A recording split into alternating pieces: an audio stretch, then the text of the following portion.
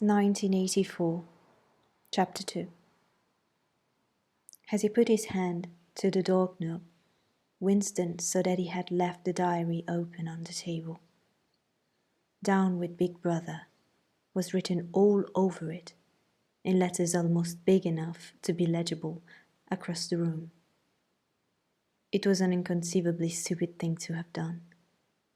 But he realized, even in his panic, he had not wanted to smudge the creamy paper by shutting the book while the ink was wet. He drew in his breath and opened the door. Instantly, a warm wave of relief flowed through him. A colorless, crushed-looking woman with wispy hair and a linen face was standing outside. "Oh, comrade," she began in a dreary, whining sort of voice. "I thought I heard you come in.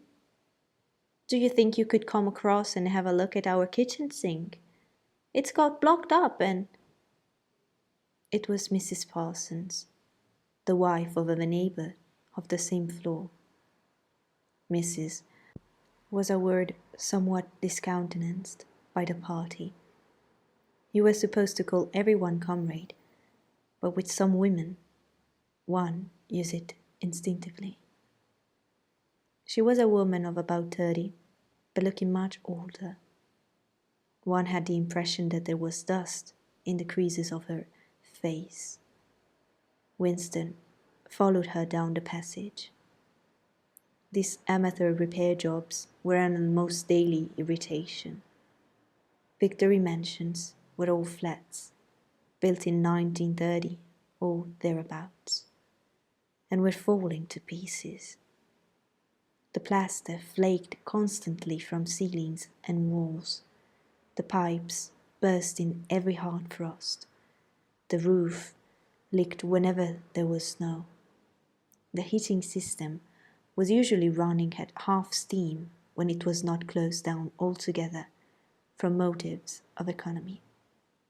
Repairs, except what you could do for yourself, had to be sanctioned by remote committees which were liable to hold up even the mending of a window pane for 2 years. "Of course it's only because Tom isn't home," said Mrs. Parson vaguely. The Parsons' flat was bigger than Winston's, and dingy in a different way. Everything had a battered, trampled-on look, as though the place had just been visited by some large, violent animal. Games impedimenta, hockey sticks, boxing gloves, a burst football, a pair of sweaty shorts, turned inside out, lay all over the floor, and on the table there was a litter of dirty dishes and dog-eared exercise books. On the walls were scarlet banners of the Youth League and the Spies, and a full-size poster of Big Brother. There was the usual boiled cabbage smell, common to the whole building, but it was shot through by a sharper reek of sweat, which, one knew this at the first sniff, thought it was hard to say how, was the sweat of some person not present at the moment. In another room, someone with a comb and a piece of toilet paper was trying to keep tune with the military music which was still issuing from the telescreen. "It's the children," said Mrs. Parsons, casting a half-apprehensive glance at the door. "They haven't been out today, and of course—" She had a habit of breaking off her sentences in the middle. The kitchen sink was full nearly to the brim with filthy greenish water, which smelt worse than ever of cabbage. Winston knelt down and examined the angle joint of the pipe. He hated using his hands, and he hated bending down, which was always liable to start him coughing. Mrs. Parsons looked on helplessly. "Of course, if Tom was home, he'd put it right in a moment," she said. "He loves anything like that. He's ever so good with his hands, Tom is. Parsons was Winston's fellow employee at the Ministry of Truth. He was a fattish but active man of paralyzing stupidity, a mess of imbecile enthusiasm, one of those completely unquestioning, devoted drudges on whom, more even than on the thought police, the stability of the party depended. At 35, he had just been unwillingly evicted from the Youth League, and before graduating into the Youth League, he managed to stay on in the Spies for a year beyond the statutory age.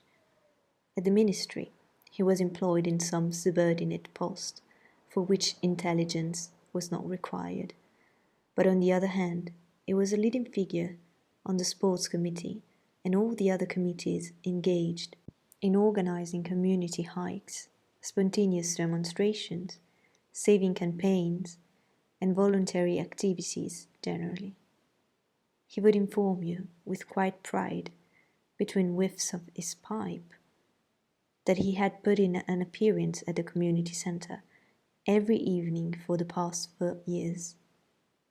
An overpowering smell of sweat, a sort of unconscious testimony to the strenuousness of his life, followed him about wherever he went, and even remained behind him after he had gone. "Have you got a spanner?" said Winston, fiddling with the nut on the angle joint. "A spanner?" said Mrs. Parson, immediately becoming invertebrate. "I don't know. I'm sure. Perhaps the children." There was a trampling of boots, and another blast on the comb, as the children charged into the living room. Mrs. Parsons brought the spanner. Winston let out the water and disgustedly removed the cloth of human hair that had blocked up the pipe. He cleaned his fingers as best as he could in the cold water from the tap and went back into the other room. "Up with your hands!" yelled a savage voice. A handsome, taut-looking boy of 9 had popped up from behind the table and was menacing him with a toy automatic pistol, while his small sister, about 2 years younger, made the same gesture with a fragment of wood. Both of them were dressed in the blue shorts, grey shirts, and red neckerchiefs, which were the uniform of the spies. Winston raised his hands above his head, but with an uneasy feeling. So vicious was the boy's demeanour that it was not altogether a game. "You're a traitor," yelled the boy. "You're a thought criminal. You're a Eurasian spy. I'll shoot you. I'll vaporize you. I'll send you to the salt mines." Suddenly, they were both leaping round him, shouting "traitor" and "thought criminal," the little girl imitating her brother in every movement. It was somehow slightly frightening, like the gambolling of tiger cubs, which will soon grow up into man-eaters. There was a sort of calculating ferocity in the boy's eye, a quite evident desire to hit or kick Winston, and a consciousness of being very nearly big enough to do so. It was a good job it was not a real pistol he was holding, Winston thought. Mrs. Parsons' eye flitted nervously from Winston to the children, and back again. In the better light of the living room, he noticed with interest that there actually was dust in the creases of her face. "They do get so noisy," she said. "They're disappointed because they couldn't go to see the hanging. That's what it is. I'm too busy to take them, and Tom won't be back from work in time." "Why can't we go and see the hanging?" roared the boy in his huge voice. "Want to see the hanging? Want to see the hanging?" chanted the little girl, still capering round. Some Eurasian prisoners, guilty of war crimes, were to be hanged in the park that evening, Winston remembered. This happened about once a month and was a popular spectacle. Children always clamored to be taken to see it. He took his leave of Mrs. Parsons and made for the door. But he had not gone 6 steps down the passage when something hit the back of his neck, an agonizingly painful blow. It was as though a red-hot wire had been jabbed into him. He spun round just in time to see Mrs. Parsons dragging her son back into the doorway while the boy pocketed a catapult.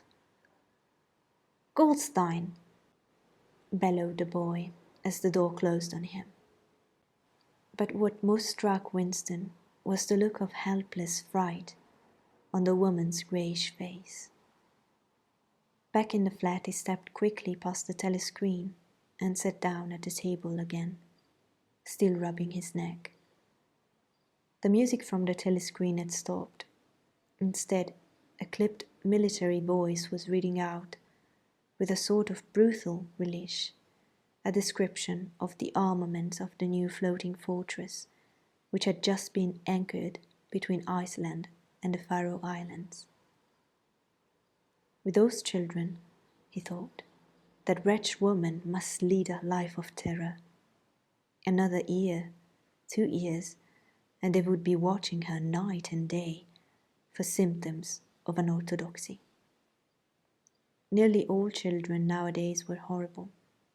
What was worst of all was that by means of such organizations as the spies, they were systematically turned into ungovernable little savages, and yet this produced in them no tendency whatever to rebel against the discipline of the party. On the contrary, they adored the party and everything connected with it. The songs, the processions, the banners, the hiking, the drilling with dummy rifles, the yelling of slogans, the worship of Big Brother. It was all a sort of glorious game to them. All their ferocity was turned outwards against the enemies of the state, against foreigners, traitors, saboteurs, thought criminals. It was almost normal for people over 30 to be frightened of their own children, and with good reason, for hardly a week passed in which the Times did not carry a paragraph describing how some eavesdropping little sneak, child hero was the phrase generally used, had overheard some compromising remark and denounced his parents to the thought police. The sting of the catapult bullet had worn off.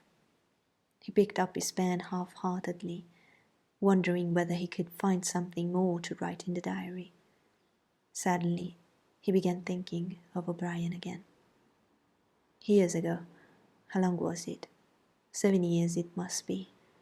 He had dreamed that he was walking through a pitch-dark room, and someone, sitting to one side of him, had said as he passed, "We shall meet in the place where there is no darkness."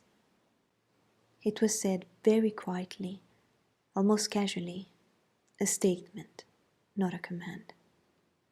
He had walked on without pausing.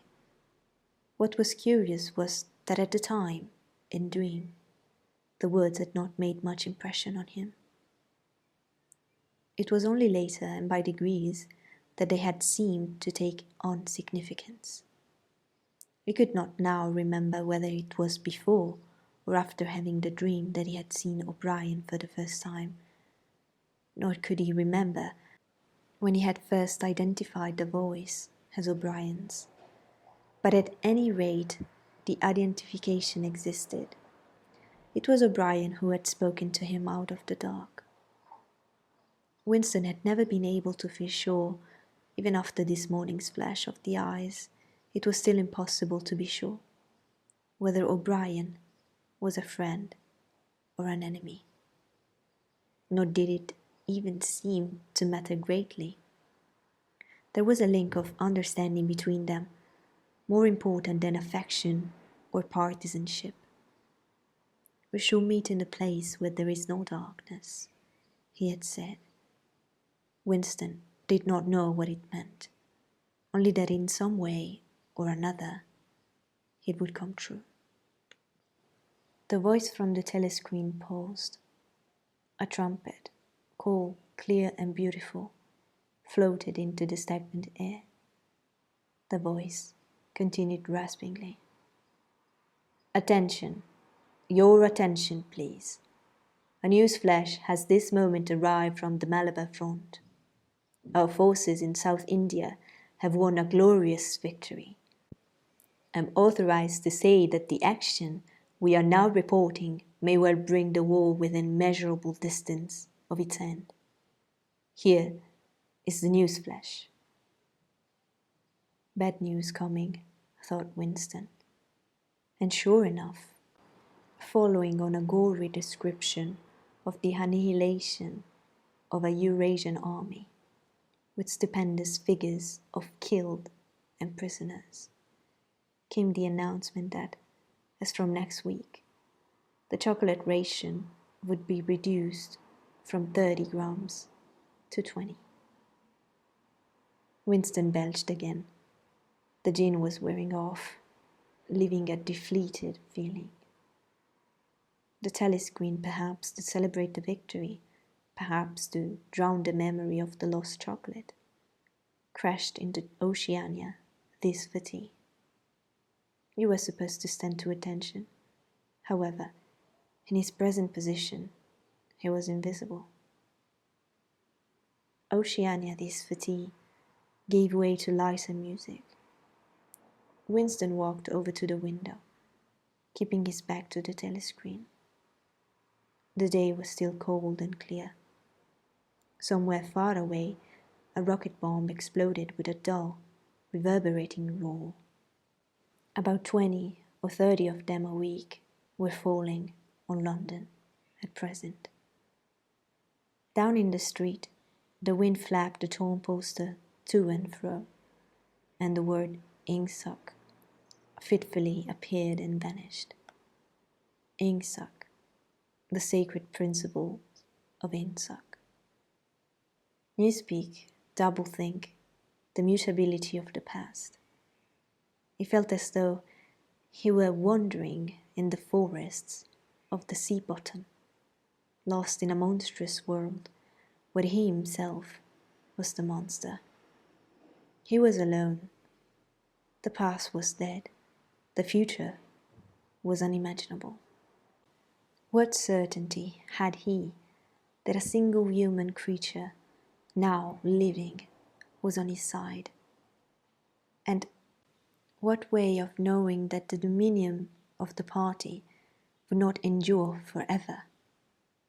Like an answer, the three slogans on the white face of the Ministry of Truth came back to him. War is peace, freedom is slavery, ignorance is strength. He took a 25-cent piece out of his pocket. There, too, in tiny clear lettering, the same slogans were inscribed, and on the other face of the coin, the head of Big Brother. Even from the coin, the eyes pursued you. On coins, on stamps, on the cover of books, on banners, on posters, and on the wrapping of a cigarette packet. Everywhere. Always the eyes watching you, and the voice enveloping you. Asleep or awake, walking or eating, indoors or out of the doors, in the bath or in bed, there was no escape. Nothing was your own except a few cubic centimeters inside your skull. The sun had shifted round, and the myriad windows of the Ministry of Truth, with the light no longer shining on them, looked grim as the loopholes of a fortress. His heart quailed before the enormous pyramidal shape. It was too strong. It could not be stormed. 1,000 rocket bombs would not batter it down. He wondered again for whom he was writing the diary. For the future, for the past, for an age that might be imaginary. And in front of him, there lay not death, but annihilation. The diary would be reduced to ashes and himself to vapor. Only the thought police would read what he had written before they wiped it out of existence and out of memory. How could you make appeal to the future when not a trace of you, not even an anonymous word scribbled on a piece of paper, could physically survive? The telescreen struck 14. He must leave in 10 minutes. He had to be back at work by 14:30. Curiously, the chiming of the hour seemed to have put new heart into him. He was a lonely ghost uttering a truth that nobody would ever hear. But so long as he uttered it, in some obscure way the continuity was not broken. It was not by making yourself heard, but by staying sane, that you carried on the human heritage. He went back to the table, dipped his pen, and wrote. To the future, or to the past, to a time when thought is free, when men are different from one another and do not live alone, to a time when truth exists and what is done cannot be undone. From the age of uniformity, from the age of solitude, from the age of Big Brother, from the age of double thinking. Greetings. He was already dead, he reflected. It seemed to him that it was only now, when he had begun to be able to formulate his thoughts, that he had taken the decisive step. The consequences of every act are included in the act itself. He wrote, Thought crime does not entail death. Thought crime is death. Now that he had recognized himself as a dead man, it became important to stay alive as long as possible. 2 fingers of his right hand were ink-stained. It was exactly the kind of detail that might betray you.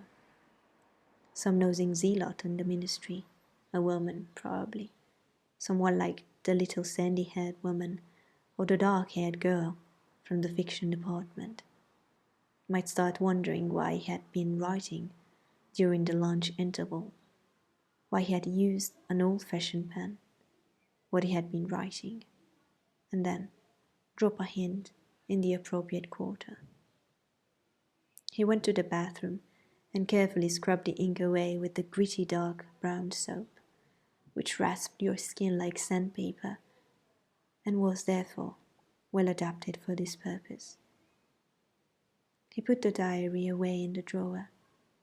It was quite useless to think of hiding it, but he could at least make sure whether or not its existence had been discovered. Her hair, laid across the page ends, was too obvious. With the tip of his finger, he picked up an undefinable grain of whitish dust and deposited it on the corner of the cover, where it was bound to be shaken off if the book was moved.